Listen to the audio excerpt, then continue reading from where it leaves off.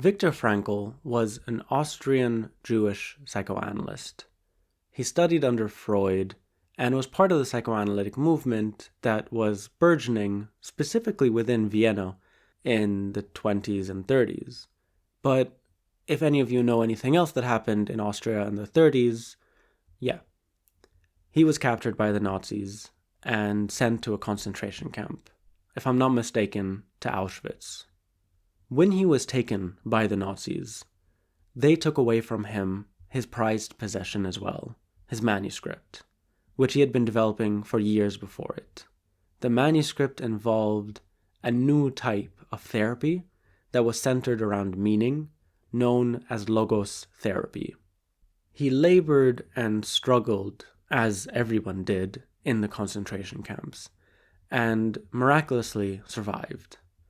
When liberation came, he wrote honestly, I think one of the most powerful books I've ever read in my life, called Man's Search for Meaning, wherein not only does he describe his experience within the camps, but also of his theory of logotherapy, and most importantly, how he kind of used the theories he was developing in order, as he says, to survive the camp experience.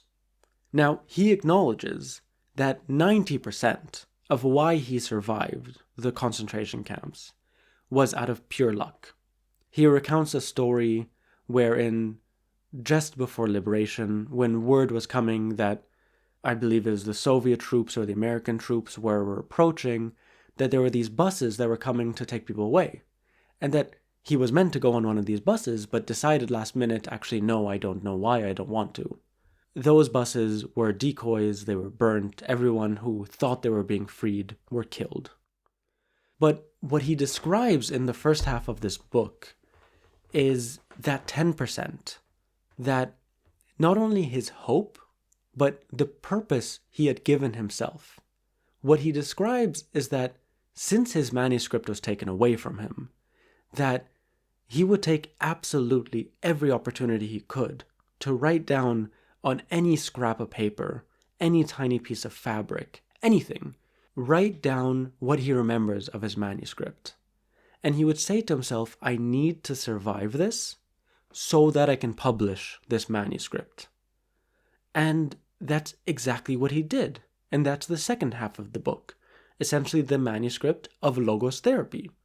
This idea that the core tension within the human experience, the core reason we experience anxiety and a lot of these things we describe as mental illnesses is because we lack meaning, that we lack a purpose to help us continue on.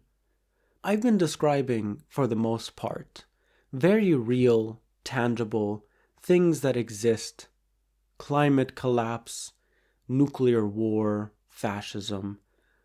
But none of these things existed when, psychoanalysis was just coming about, for instance.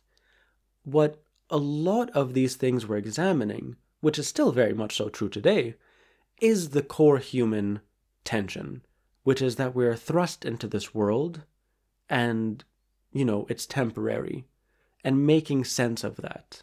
That core human dilemma of our mortality, essentially, is one that, to Frankl, is only resolved by attributing meaning to our lives, and in many cases, to our suffering.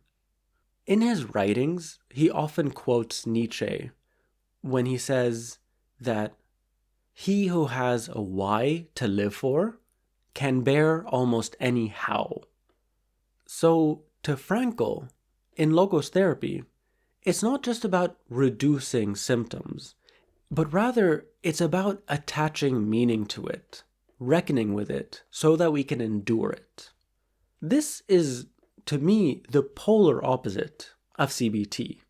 When we have this extreme example of someone who is experiencing literal extermination in a concentration camp, then imagine the cruelty, the distance, the callousness of telling them about symptom reduction, about don't think about it, mind over matter. And so In the case of Frankl, we have the benefit of hindsight. His experiences and his writings happened 8 decades ago. But we don't have that same hindsight for people who are currently experiencing genocide or climate catastrophe, and again, in a word, apocalypse. That actually brings me to my final point, which to me is actually the most interesting thing I want to examine, kind of the reason I wanted to do this video essay to begin with. And it kind of ties together a lot of the threads that I've been bringing up here and there.